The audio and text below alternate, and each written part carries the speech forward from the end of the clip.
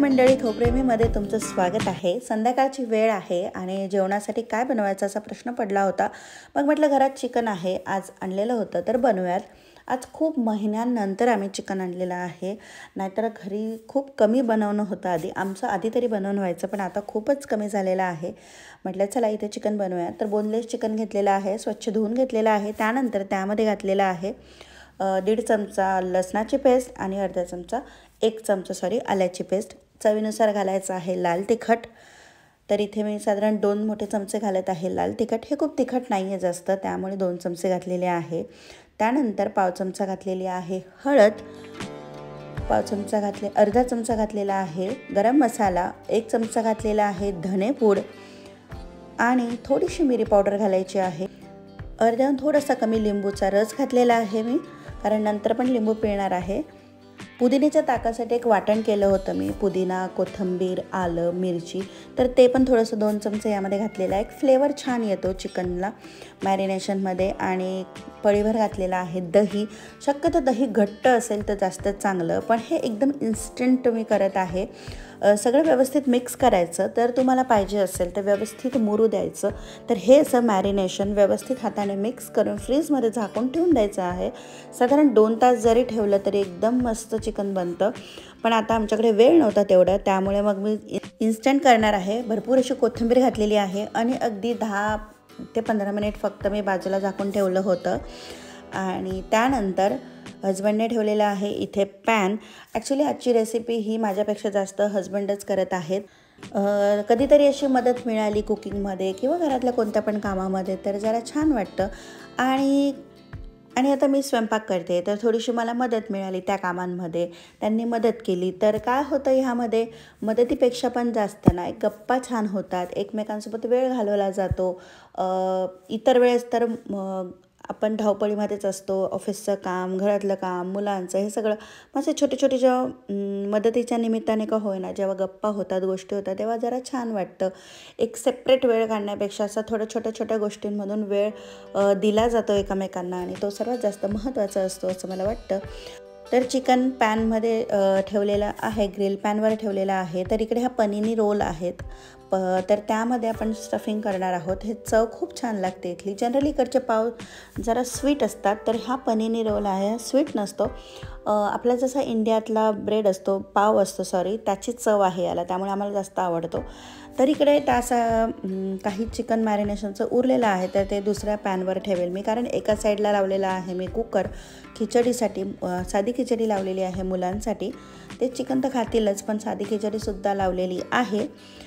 तर हाय फ्लेमवर 2 ते 3 minute cook करून घ्यायचं हे, आणि त्यानंतर गॅसची फ्लेम कमी करायची।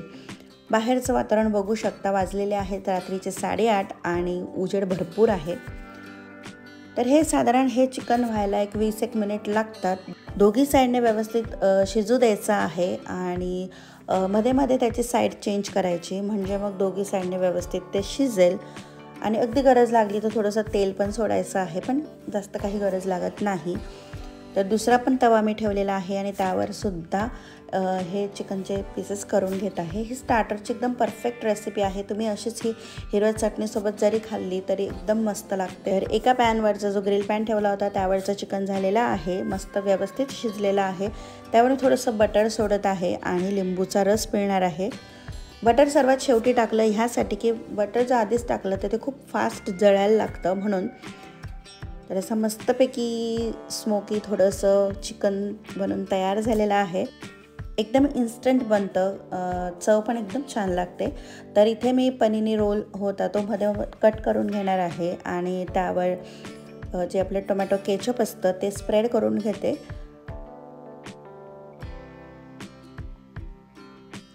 सॉस टाकल्यानंतर त्यामध्ये घालायचं आहे मायोनीज, व्यवस्थित स्प्रेड करून घ्यायचं आहे। आणि जे कांदा, ढोबळी मिरची, टोमॅटो सगळं जे चिरलेलं आहे लांब लांब, ते यावर मस्तपैकी ठेवायचं आहे। आणि जे चिकनचं होतं ते त्याला अजून लहान पीसेसमध्ये मी कट केलेलं आहे, आणि ते अशा प्रकारे ठेवलेले आहे। वरून लेट्यूस ठेवलं, आणि दॅट्स इट। फक्त हा जो ब्रेड आहे तो चॉईस आवडीवर आहे। मी बटरवर थोडासा शेकलेला होता माझ्यासाठी, आणि हजबंडसाठी तसाच होता।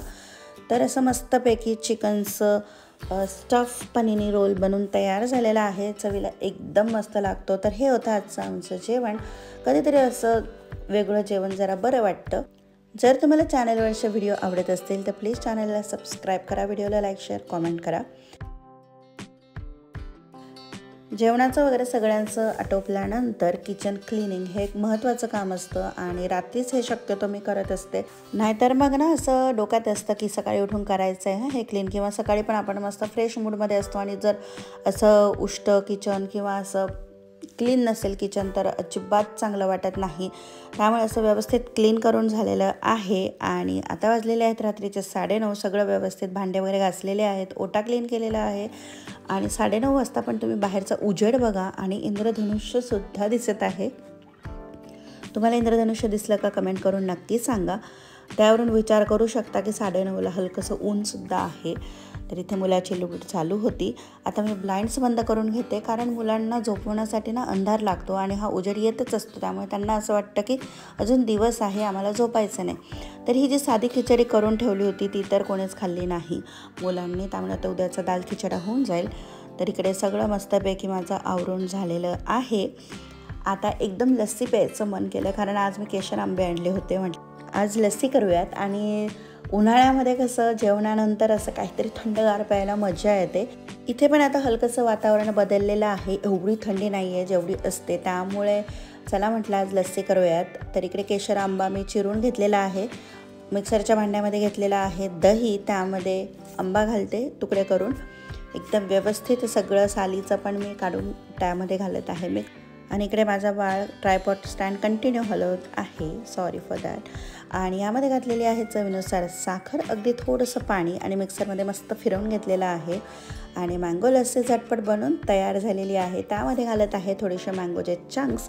आणि म्हणजे असं लस्सी पिता पिता जेव्हा चमच्याने आपण खातो तेव्हा तसे मध्ये मध्ये लागतात मँगोचे चंक्स, तर एकदम मस्त लागतं.